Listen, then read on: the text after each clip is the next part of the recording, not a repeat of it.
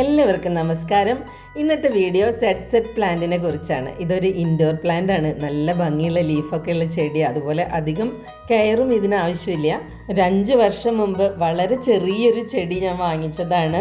അതിന് 2 തവണ ഞാൻ റിപ്പോർട്ട് ചെയ്തിരുന്നു കേട്ടോ. പിന്നെ വലിയ ചട്ടിയിൽ വെച്ചതിന് ശേഷം മാറ്റിയിട്ടില്ല. ഇപ്പോൾ ഇത് തിങ്ങി നിറഞ്ഞ് വളർന്ന് ചട്ടിയൊക്കെ പൊട്ടിയിട്ടുണ്ട്. അപ്പോൾ എന്തായാലും ഇത് റിപ്പോർട്ട് ചെയ്യണം. അപ്പോൾ ഞാനത് ഒന്നുകൂടി ചട്ടി പൊട്ടിച്ചിട്ടാണ് അതിൽ നിന്ന് എടുത്ത്. പക്ഷെ നല്ല വെയിറ്റ് ആയിരുന്നു. എന്തായാലും നമുക്ക് ഈ മണ്ണൊക്കെ റിമൂവ് ചെയ്യണം. അപ്പോൾ നല്ല ഫോഴ്സിൽ വെള്ളം അടിച്ചിട്ട് ഞാൻ ആ മണ്ണൊക്കെ റിമൂവ് ചെയ്യാണ്.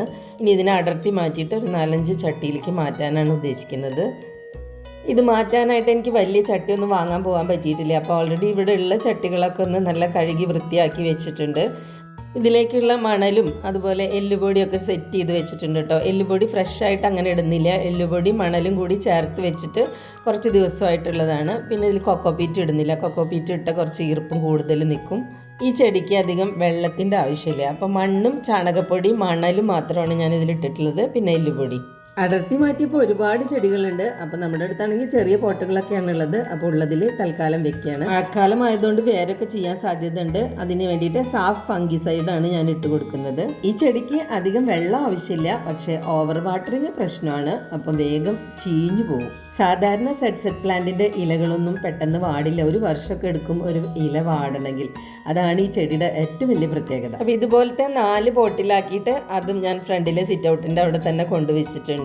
പിന്നെ 2 പോട്ടും കൂടി എക്സ്ട്രാ എടുത്തു. എന്നിട്ടും പകുതിയോളം ചെടി ബാക്കിയാണ്.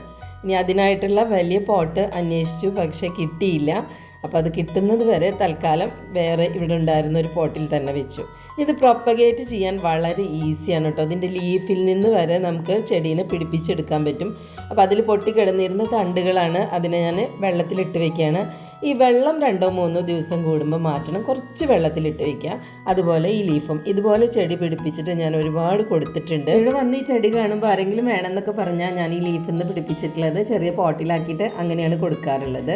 ഇത് നേരത്തെ വെള്ളത്തിലിട്ട് വെച്ചിട്ടുള്ളതാണ്. ഒരു മാസമൊക്കെ കഴിഞ്ഞു അപ്പോഴേക്കും അതിന് വേര് വന്നിട്ടുണ്ട്. ലീഫും ഇതുപോലെ വേര് വന്നതുണ്ടായിരുന്നു. അത് ഞാനിപ്പോൾ ഒരു ഫ്രണ്ടിന് കൊടുത്തേ ഉള്ളൂ. പിന്നെ ഈ ചെടിക്ക് ഒരു പ്രശ്നമുള്ളത്, ഇത് കുറച്ച് ടോക്സിക് ആണ്. അപ്പം നമ്മൾ പെറ്റ്സും അതുപോലെ കുട്ടികളൊക്കെ അതിൻ്റെ ലീഫ് പിടിച്ച് കടിക്കുകയൊന്നും ചെയ്യാതിരുന്നാൽ മതി. തൊടുന്നത് കൊണ്ട് പ്രശ്നമൊന്നുമില്ല. തീരെ ചെറിയ കുട്ടികളൊക്കെ വീട്ടിലുണ്ടെങ്കിൽ ഇത് കുറച്ച് ഹൈറ്റിൽ വയ്ക്കുന്നതാവും നല്ലത് കേട്ടോ.